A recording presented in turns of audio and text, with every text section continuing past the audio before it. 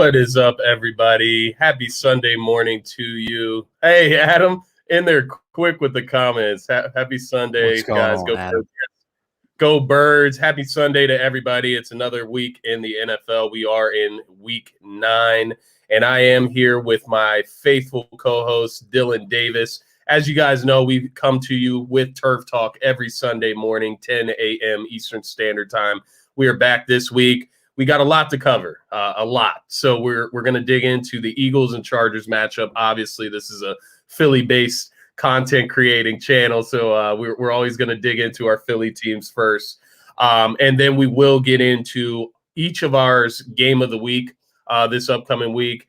And then we will also get into just a few things that we're going to be expecting this week, some things we'd like to see throughout the action. And then we will finish up with our pigskin picks. Yes, sir. And that's my boy Remy checking in. Let's go Eagles. Yes, he's a Rams fan, so I appreciate that. They're on top now, and he's still showing support. But Dylan, what's up, man? Happy Sunday to you. You too, bro. I mean, I still try to figure out what goes on with the lighting above me sometimes because the light doesn't change. It just appears like it gets dark and then bright out of nowhere. So it's a little confusing for myself. But yeah, I'm excited. I'm more excited this week for the Eagles matchup than I was last week. Obviously, we talked about that Thursday. And I guess, by the time 4:00 rolls around, we'll see where I'm at. And we'll see what happens. I don't know if I'll be back in full rage mode, pulling my hair out of my head when they mess up, or if I'll just kick back and relax and take it in and let it soak, because let's just see if they can build off of what they did last week. That's all I can say. Yeah, and I'm with you. We're gonna get into that game shortly, but yeah, I can feel like the excitement building up. It's one of those. Yeah, it's one of these situations where the Eagles have a very good opportunity today, and they're coming off a very big, 44-6 win over Detroit. It is the worst team in football right now, but you get a chance against a team that's lost 2 in a row in the Chargers. Team that we thought were contenders coming into the season. Well, maybe not even coming in thinking they were legit contenders, but early on in the season, looking at them and saying, wow, this team is really good. They've really slowed down. They're kind of beat up on the defensive end. So it's going to be interesting. Adam has a question here. What do you guys think about the Aaron Rodgers situation? I don't know if you have any thoughts on it, Dylan. I'm a huge Aaron Rodgers fan. I've always loved Aaron Rodgers, the player. I try not to get into the vaccination stuff too much because that is, at the end of the day, that's each and everyone's choice. That's not my business.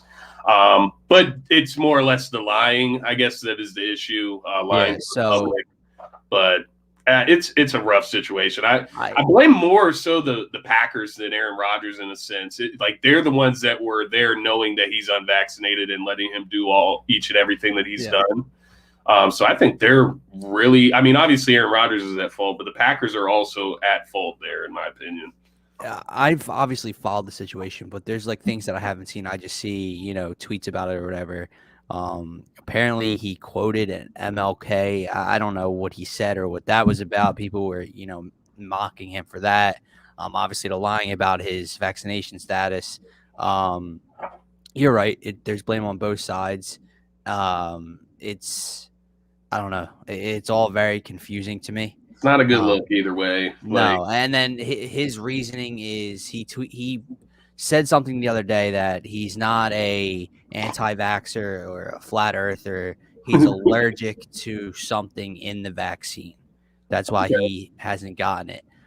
Maybe that's the case. I don't know. But definitely weird. And it's just a bad look after the Halloween party and the post and the Halloween everyone loving him, everyone loving the Aaron Rodgers costume and the little dance and everything like that at the party, and it's like, oh shit. It's a bad look all around. I guess the most interesting part for me is how the NFL acts on this, because they kind of have to cover their own end. For them, they're also at fault here as well. Listen, if he lied about his status, you would have to think there's some kind of repercussion for that. There's some kind of punishment for that. Not just he misses the next game or two until he tests negative twice. Like, what do you just can't have players like you have all these players that are following the guidelines and following the rules and got vaccinated, even if they maybe didn't want to, just because they wanted to keep their job. You can't let, this elite status, popular quarterback in the NFL just kind of bypass that because he wanted to lie. Yeah, no, I totally agree. And I think it's one of those situations where they kind of have to make, an example of Aaron Rodgers, if they have to suspend him on top of the protocol. A little bit. Yeah. And no one's saying, I'm not saying go crazy. Like, yeah, you don't need to miss the rest of the season. Right. But like a game or something, Yeah. I don't know. Yeah, I agree. It's similar. It's similar, but not similar in a sense. I know the court system is going to make an example of Henry. Or Scott, until he can come back, take his paycheck until he can come back. Yeah, something of that nature. I think, whether it's suspension or fines, whatever the case may be. Well, was it the NBA that implemented that? Where if you was the NBA or NFL implemented where if you miss time because of COVID, if you're not vaccinated, I think it was you lose your game check. I think it was that. It might have been the NFL. I can't really remember. It might be both, honestly. But that's a good a good starting place. Yeah. He's not vaccinated. He lied about it. All right, if we don't want to go over the top and suspend him games on top of that, well, if he misses a game or two, he doesn't get his game check for those games because he wanted to, lie about his status and do whatever he wanted to do. Exactly. So, yeah. And then I guess the other little bit of house cleaning with the NFL, the Raiders, man. I mean, they got some issues. I mean, it's like week after week, something's happening. I mean, I know everybody's heard about the Henry Ruggs. Everybody's heard about the John Gruden. They just had Damon Arnett get like allegations of a hit and run on his way to the Raiders practice facility, like a film session or something. He was late to, and he hit and ran some woman. So Henry Ruggs situation, catch a break, man. Yeah, man. The Henry Ruggs situation we were going to talk about on Thursday, but we kind of ran out of time. Yeah. With how the show played out, but it's a shitty situation. At the beginning, I felt for both. Obviously, when anything ever happened, when something happens where a person loses their life, an innocent person loses their life, it's like that's where your mind goes to first, like that family, that person, right? But for a part of me in the very beginning felt bad for him because in a moment, in a dumb mistake, he's done. He's my age. He's a little bit younger than me. I've made mistakes that haven't resulted in someone else dying. Now he's going to go to prison for however long. His career is over. Like if his family's depending on him, like it that sucks.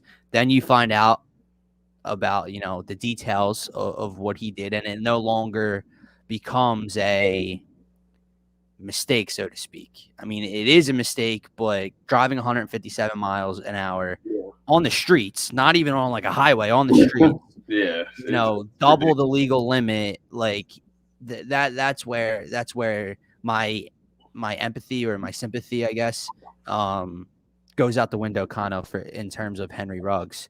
Very shitty situation, and I just can't stand seeing TikToks and tweets about Kadarius Toney's tweet was so damn stupid and ignorant, dude.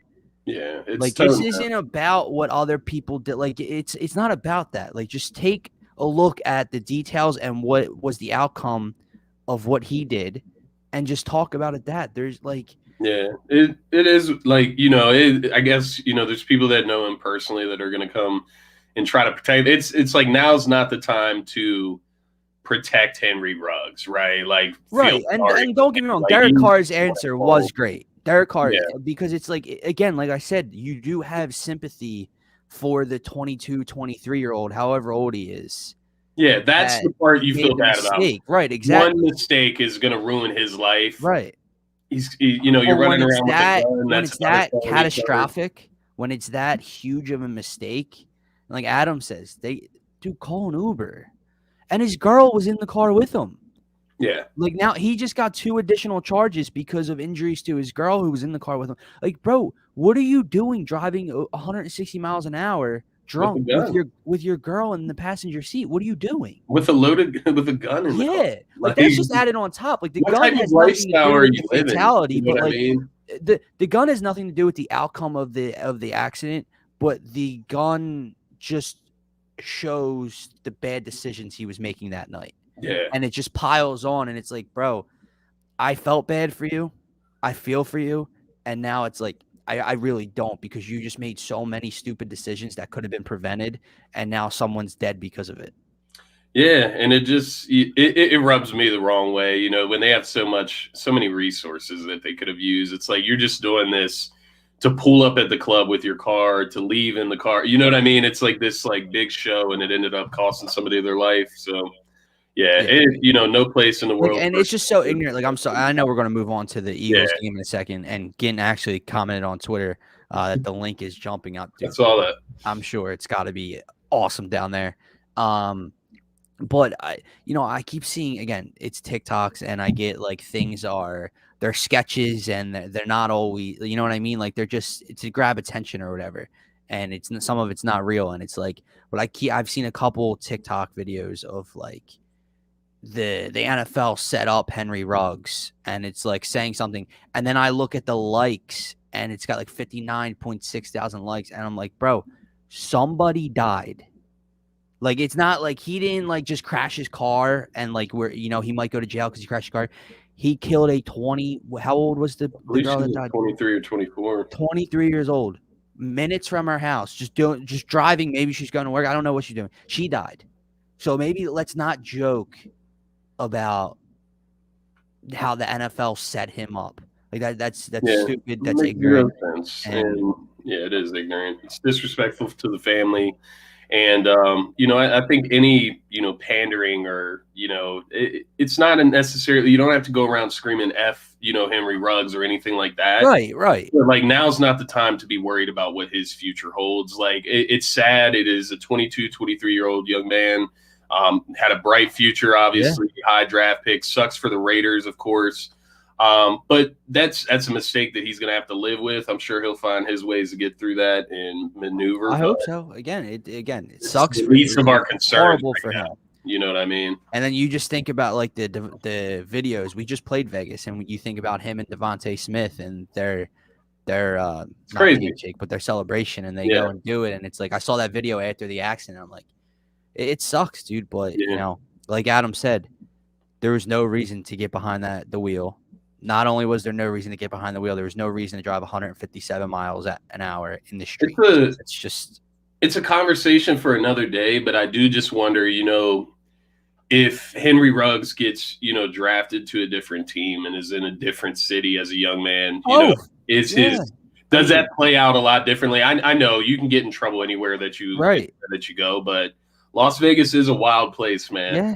It is very wild. It's very entertaining. He's not in Oakland. He's not in Oakland, California. Showcase it. It's like bright lights, big city. And these young kids, 20-year-olds, just now able to drink. You know what I mean? Get some alcohol in them, and they're in Vegas. You can carry open seal policy as far as alcohol as well. So it's a wild place. It's a conversation for another day. But I just wonder how that will continue to play out in Vegas, where it's just such a lit place on earth, you know what I mean? But that is a combo for another day. Let's get into this Eagles-Chargers game. Yeah, man. Enough about the the downer stuff, but definitely. Well, I don't know. I think when we talk about the Eagles, we're still going to be pretty down and upset. But depends how this combo goes, but there is an opportunity for depression here, for a little bit of bright light. But definitely want to just shoot my prayers to the young lady who lost her life in that accident, her family, and the dog too, man. I hate to hear dogs dying. I know.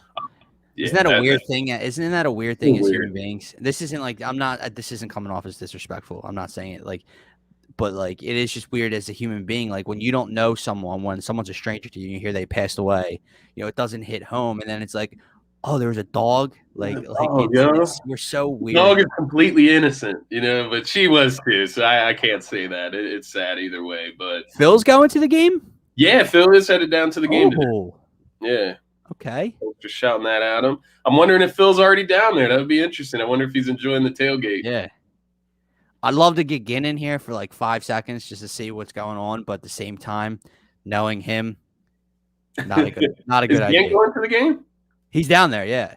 Okay, nice, man. I was considering it this week, and I'm just still not sold to, spend my money on it. But No, me neither. The to Saints game each on their debating. own, you know. Again, just a quick side story. Again, such a clown. In our group chat a couple weeks ago, he just texts randomly, Dill, you're going to charge game, right? I go, no. He goes, yeah, you are. No, I'm not. He goes, give me a call later. Call him later. Never brings up like the Chargers game or whatsoever. I'm like, what is this kid talking about? I'm like, are you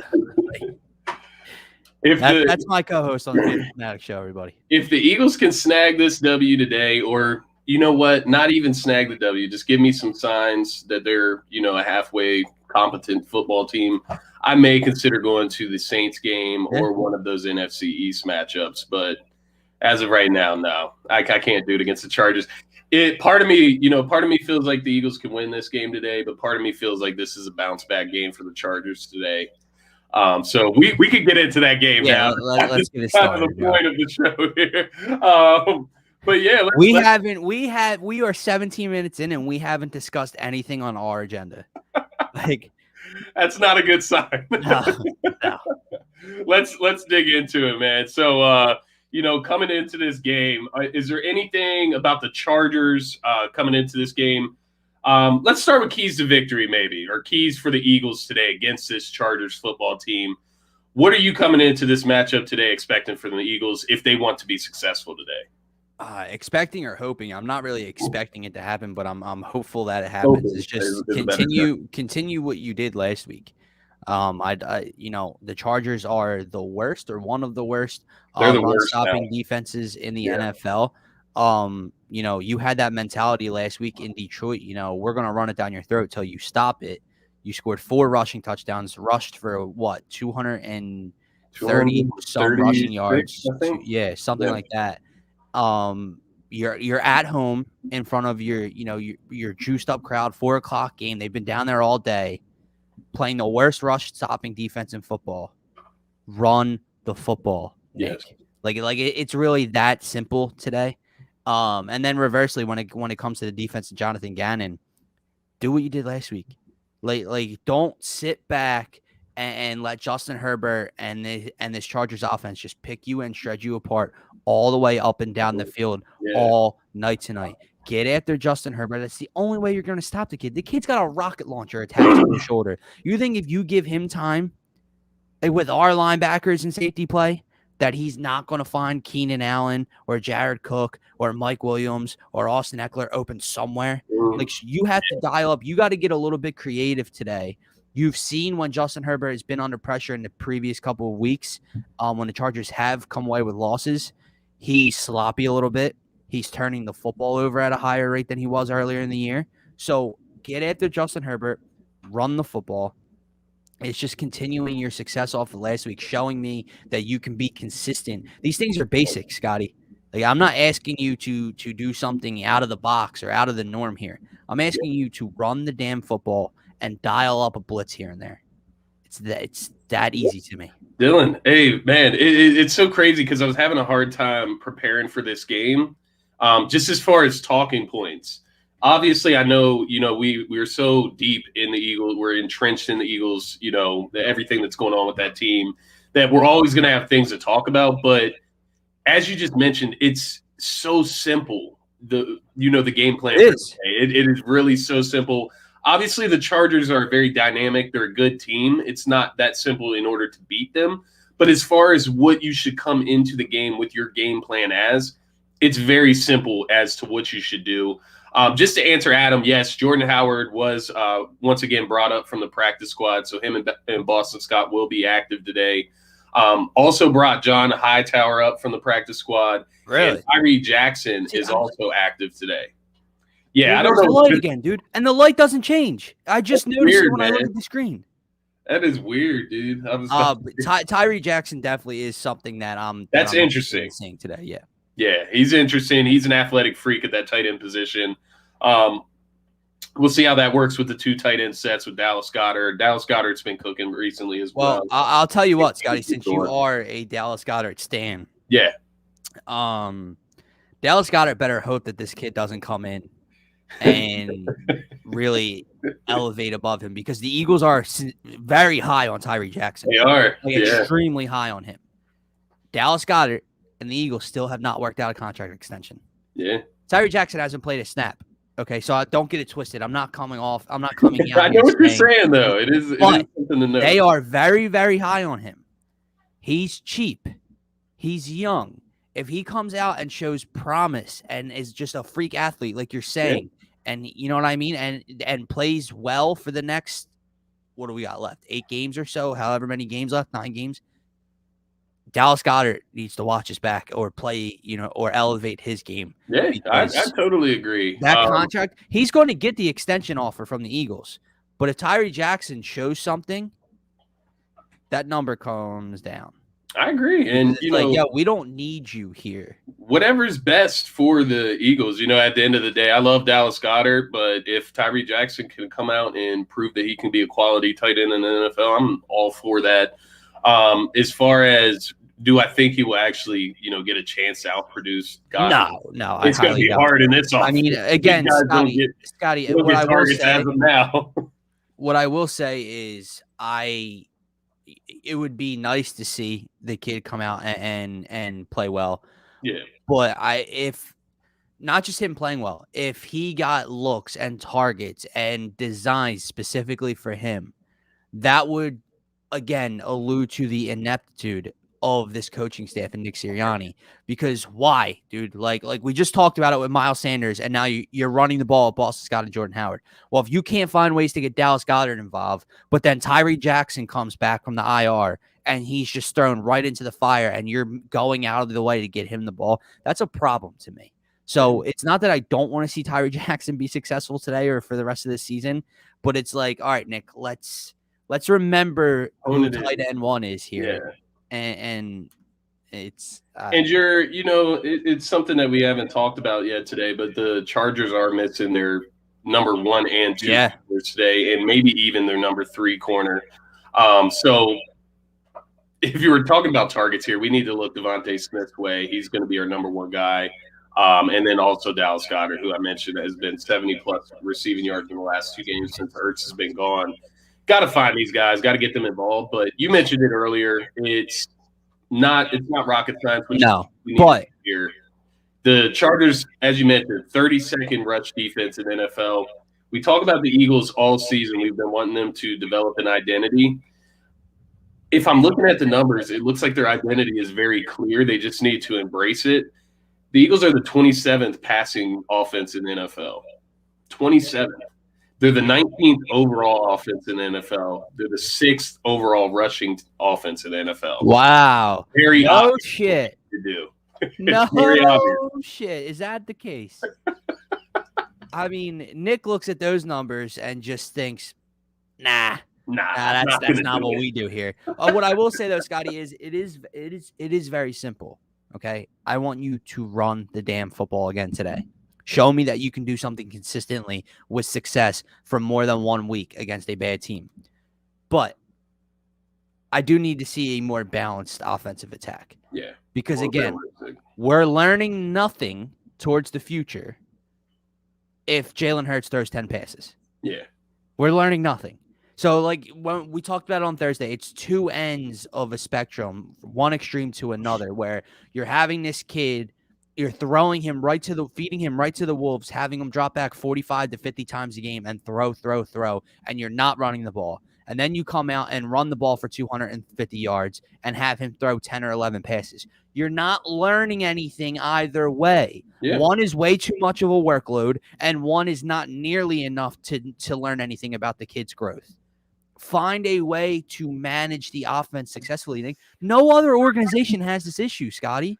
No other team has this where it's like, oh, are we going to run the ball today? If we do, are we going to pass the ball? Like Devontae Smith last week, 1 catch against the Lions. Like, again, they won the game. So, it's hard to stare at numbers and be disappointed. But, like, I'm looking for an all-around solid performance. You know what was an all-around solid offensive performance? The Chiefs game. They lost that game, but the Chiefs' offensive performance was very, very good. Yeah. Okay? Why can't there be a blend of some sort? That's what good organizations, that's what good teams can do. And whether it's, I'd love to see Jalen Hurts in some bootleg actions, rolling out to the right. The kid cannot throw rolling to his left. We already seen that.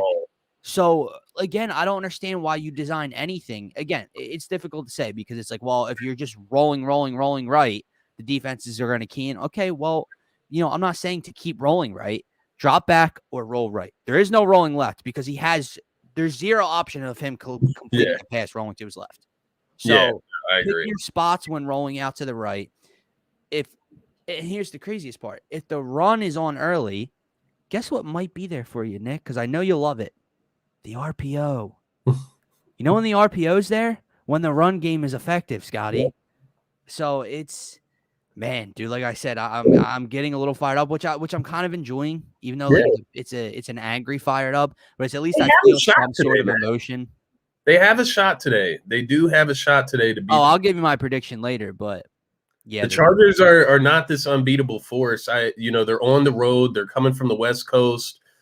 They've been Herbert's a little nicked up. Herbert's a little beat up. He had the concussion protocol.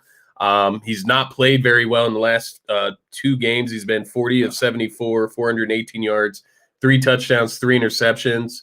I think what you were kind of getting at with when you were talking about like just the balance of the offense there is if the Eagles can come out and perform well today, if they can come out, show that same, initiative of running the football, but balance it out a little bit more in a realistic way, then we can take last week's win and take that a little bit more serious, right? We can take that exactly into account a little bit more if we see it again this week, even if it's in a loss.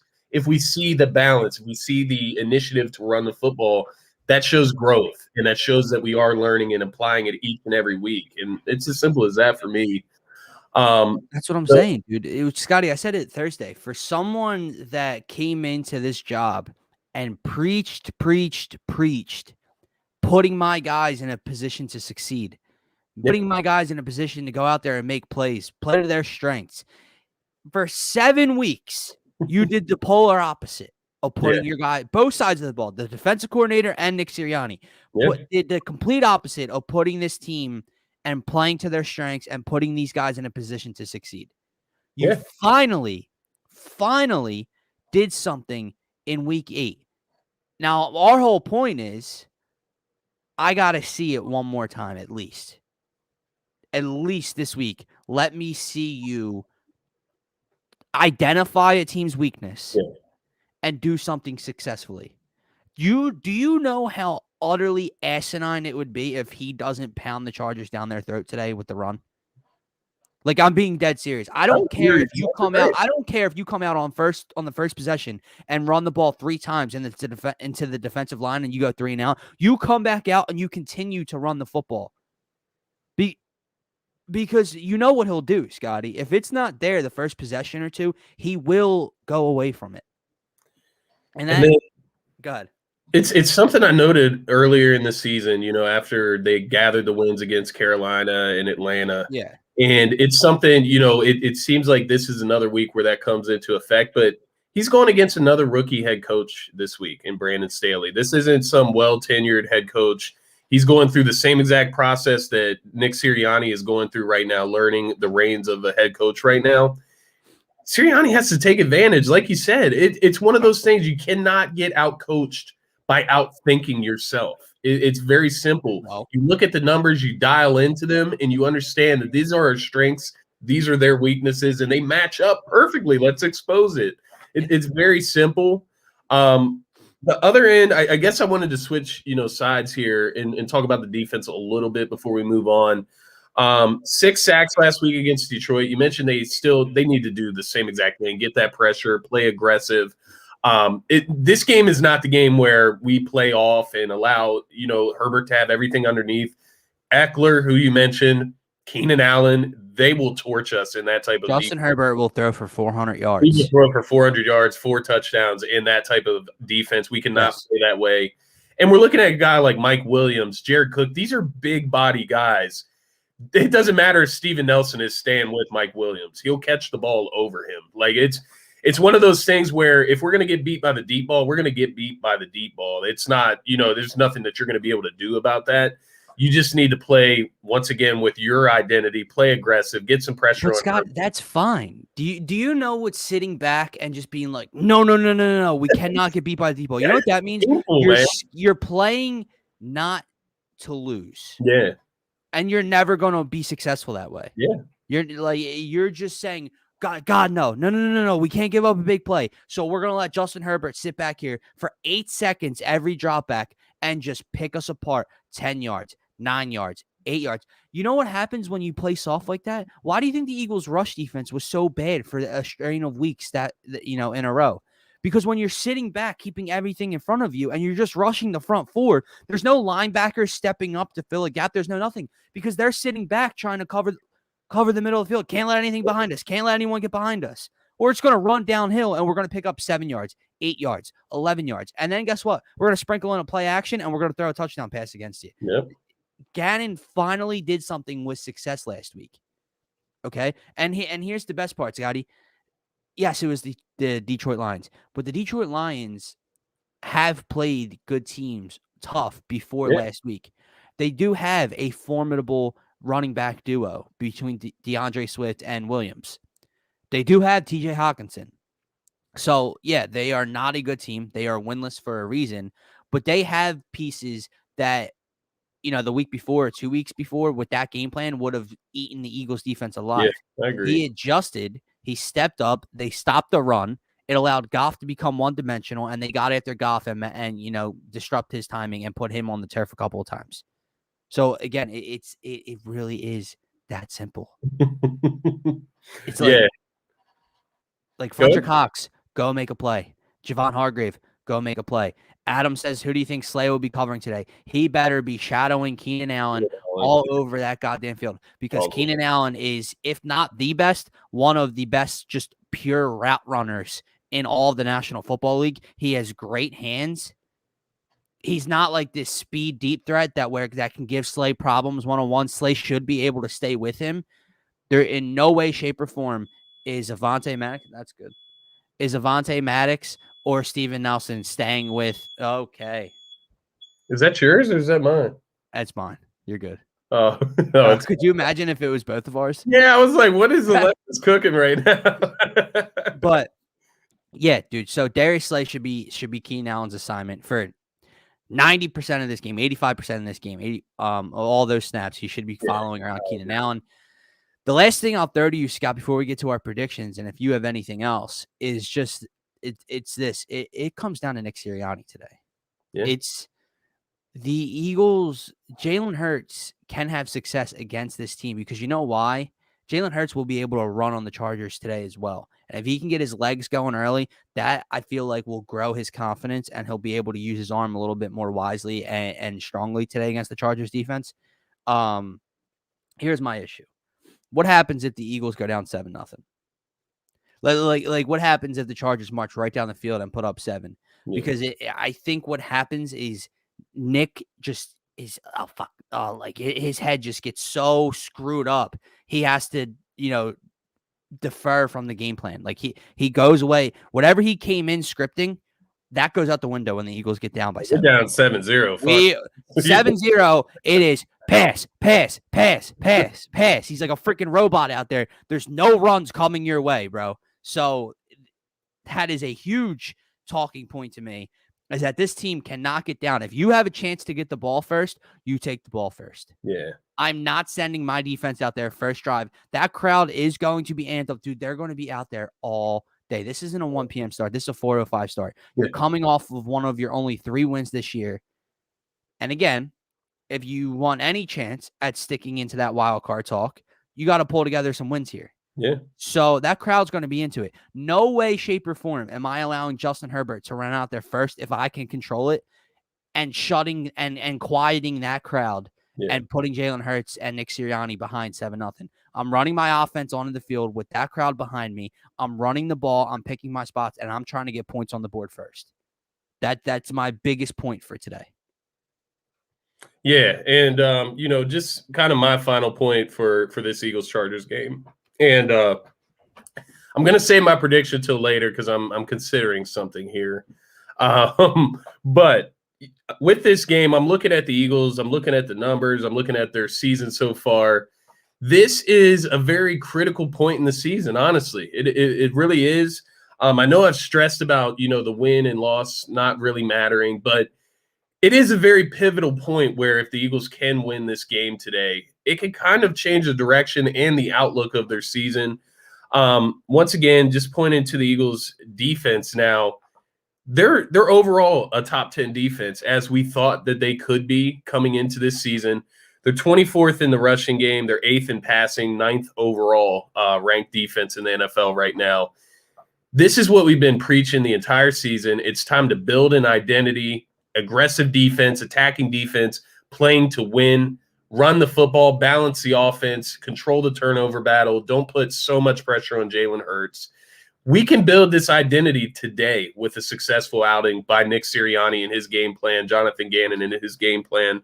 And I'm interested to see it. I'm going to keep my eyes open the entire game. The one thing I am worried about, you mentioned Keenan Allen. I am worried about him. I'm also worried about Austin Eckler. That guy is a game breaker underneath, rushing the football. He's a guy that can break tackles. We don't have great tackling linebackers. He's a worry for me. I'm not going to lie to you, but the Eagles have a chance to put their imprint on this game for sure. I'm with you. But I'm a little bit worried about Mike Williams. He is a monster. Like he's a game breaker too. They got a few game breakers. What I mean, like he's huge. Yeah. Okay, and he's got great hands, and he's a good route runner. If Steven Nelson, which presumably would be his assignment, yeah, it's a little scary. It is. He can go over the top. He can do a lot of things to you, and in the red zone, he's going to be a factor as well. So we'll see what the Eagles can do to limit the Chargers' weapons. I think the biggest and first thing is slowing down the run. You're never going to stop this Chargers offense if Austin Eckler can on first and second down break off 8 yards, 9 yards, 7 yards. You're never going to stop Justin Herbert that way. And then get after Justin Herbert. If you can't shut down the wide receivers on the outside, disrupt his timing, move him out of the pocket, and put him on the turf a couple of times, and that's one way you can slow down their passing attack. Scotty, you're right though. You're talking about identity, and you're right. But if you want any chance at a successful, whatever you want to call a successful season, but if you want any chance at winning and maybe sneaking into a postseason appearance, today is the game. Yeah, like it's the game. Like this is it for me. Right. Again, not that I have any hope that they should or I want them in the playoffs, but like as far as a chance, this is it. You lose today, you're 3-6. I don't care what the schedule is. You know what I mean? You're just not that good of enough of a team. I've seen you beat the Lions, the Panthers, and the Falcons. I don't care, right? You win today, you're 4-5. You're most likely tied for that 7 seed, and then you get Denver, Giants, Jets, Washington. Not in that particular order, but you get what I'm saying. Yeah. This is the game. That would be my message to Nick. Yeah. Or if I was Nick, this is it. Like our this is a playoff game right here. So we'll see what they come out and look like, dude. It should be a good one. We'll see. I just really hope they don't come out, with one of those stinkers. I don't think that they will. I don't think they will. That Las Vegas game was just so disheartening, honestly, to see them come out like that in a game where I thought that was a pretty big game. You know what I mean? Oh, it was. Coming off Scotty, if they win that game, they're what? 4-4 right now. Yeah. That's a huge difference. Yeah. I know it's one game, but that is a huge difference. It made it so easy for the Raiders, and that was my biggest thing with that game. Just the simplicity of the game plan, how easy the Raiders just ran all over our offense and passed all over it, or all over our defense, I should say. But all right, let's move on to the game of the week. We got about 20 minutes left here to get through the rest of our segments. Game of the week. I don't know. I feel like we could have the same one here. Just because there's not many good ones to look at. So, yeah. Do you want to go first, or you want me to? I mean, I'll throw a few out. I'll throw 2 out to you, and then we can kind of just discuss and see if one of them is yours. I would say, heading into the week, it was looking to be Packers Chiefs. no Yeah. longer the case, obviously, as we discussed with Aaron Rodgers being out. It's instead of Rodgers Mahomes, it's Jordan Love and Mahomes, and it's just not something I'm not interested in seeing. But the two that stick out to me are the Browns versus the Bengals, an AFC North battle that it's going to be tough, it's going to be gritty. It's just those matchups are always a lot of fun. And it looks at two things. Like the Browns are a 500 team. You can still make the playoffs. You're probably not going to win your division, but you can still make the playoffs. Baker, what are you made of? Nick Chubb's back, right? On the reverse end of that, we were just talking about the Bengals taking control of first place 2 weeks ago. You lay an egg versus the New York Jets and Mike White last week. How do you bounce back this week? Two division rivals. Yeah. Should be a really good game. And then I believe it's the Sunday night game with the Titans and the Rams. Two contenders in each of their conferences. Could potential, well, not now with Derrick Henry being out. I guess I didn't think about that either. Derrick Henry's out, so who but that is the game that I have here as my game of the week. I won't lie to you. Really just looking for some certain things in this game. We do have to see how the Titans are going to play without Derrick Henry. It's like such a big piece of their team. We really don't know how the rest of those players are going to react around him. It's going to be very telling of who Ryan Tannehill is as a quarterback. Yeah. Is he totally reliant on Derrick Henry for any success in the NFL?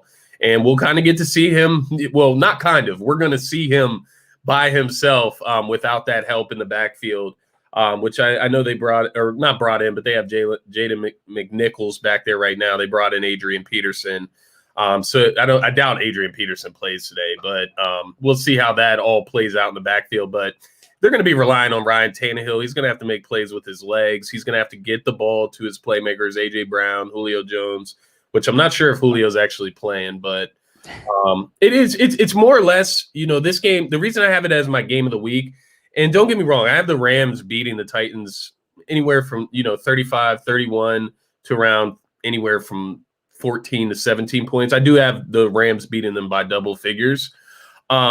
It's more or less, are the Titans going to be able to stay in this playoff race? Are they going to be able to stay at the top of their division? Can they stay competitive, as far as competing with contenders in the NFL? We watched them beat two contenders. That was with Derrick Henry.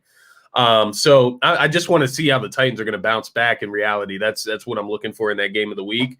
And then I also want to see what the Rams defensive front looks like with Von Miller. I mean, I'm excited. I'm hoping that he gets to play today. But to see that front seven with Von Miller, Aaron Donald, Floyd down there, they got a plethora of guys that can rush the passer. And I'm excited to see what that does for the Rams defense. But ultimately, want to find out who Ryan Tannehill is.